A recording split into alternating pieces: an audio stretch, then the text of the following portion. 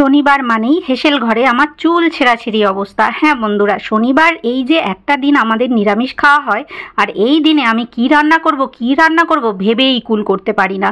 এবার তোমরা ভাবছো কেন, নিরামিষ তো কত রকম আইটেম আছে, কত কি আছে নিরামিষ খাওয়ার জিনিস, কিন্তু মহাশয়া খাওয়ার তো জিনিস আছে বুঝলাম, কিন্তু আমাদের ঘরের মানুষটা খেলে তো তবে তো কি করব বন্ধুরা, সে তো খায় না, পনির খায় না, এটা খায় না, ওটা খায় না, সেটা খায় না, এই করে করে আজকে দেখো আমার রান্না বান্নার এই ছিড়িভিত্তি। আজকে উচ্ছে আলু বড়ি ডাটা দিয়ে তরকারি করেছি, কুমড়ো ভাজা করেছি, মুগের ডাল করেছি, আর পাঁপড় ভাজা করেছি। এটা দিয়েই আজকে দুপুরবেলায় খেতে দিচ্ছি তাকে। দুপুর হয়নি এখনো, কারণ সে খেয়ে তো ডিউটি যাবে, সেই জন্য সকাল সকালই তাকে খেতে দিয়ে দিলাম।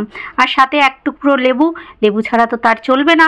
আর এই যে মাছ নেই পাতে, সেই জন্য তার যে নাক ছিটকানো, সেটা দেখলে পরে না আমার মাথা জ্বলে যায়। কারণ নিরামিষ কত কি রান্না আছে বলো তো, যেটা খেতে আমার কি ভালো লাগে, কিন্তু আমি রান্না করতে পারি না। না পনির রান্না করতে পারি, না নানান রকম সবজি দিয়ে একটা তরকারি করতে পারি, সে খাবে না। এটাই হয়ে গেছে আমার সব থেকে বড় সমস্যা। তো যাই হোক, সে তো চলে গেছে বাবুমশাই, আর আমি স্নান টান করে চলে এলাম ছাদের ওপরে জামা কাপড় তুলতে। আর আজকের আকাশটা কিন্তু খুব সুন্দর, পরিষ্কার আকাশ, কিন্তু মেঘলা মেঘলা আছে, রোদও আছে সাথে। তো জামা কাপড়গুলো তুলে নিয়ে স্নানের পর যে জামা কাপড়গুলো ধুয়েছিলাম সেগুলো এখানে মেলে দিয়ে গেলাম, শুকিয়ে যাবে চটজলদি। আর এই গাছগুলোর দুর্দশা দেখে না আমার খুব কষ্ট হয়, কারণ আমি এখনো পর্যন্ত এদের টবে বসাতে পারিনি। তো কি আর করা যাবে, যাই হোক দেখা যাক কদিন বাঁচে এইভাবে। তো ঘরে চলে এলাম। তো চলো, তোমাদের দাদা তো ডিউটি চলে গেছে, আর আমার এই মিনি ব্লগগুলো তোমাদের কাছে পৌঁছচ্ছে। কেমন লাগছে অবশ্যই জানিও, কমেন্ট করো, একটা লাইক করো, শেয়ার করো। আর যে সমস্ত জামা কাপড়গুলো ছাদ থেকে নিয়ে এসলাম সেগুলো তো এবার ভাঁজ করে জায়গায় রাখতে হবে, না হলে পড়েই থাকবে, আর আমার আলিস্যি দিনকে দিন বেড়ে যাচ্ছে। শরীর যদি ভালো নাও লাগে বন্ধুরা, তাও নিজের কাজ নিজেকে করতেই হবে, কারণ হেল্পিং হ্যান্ড নেই, কেউ নেই যে আমার কাজটা করে দেবে।